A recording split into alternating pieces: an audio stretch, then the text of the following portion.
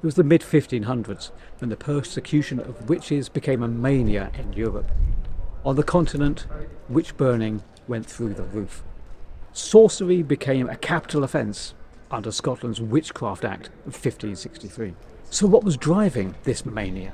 Well, in times of religious upheaval, political instability, economic hardship, crop failure, the frightened citizens cast around for a scapegoat.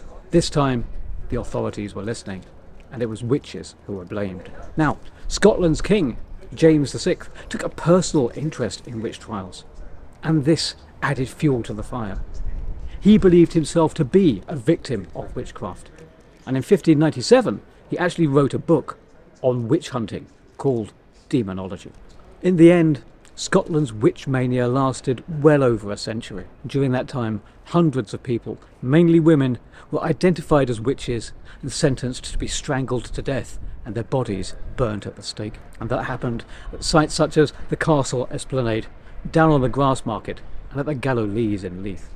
Ultimately, by the 18th century, the religious Reformation was settled in Scotland, and the land became peaceful and stable.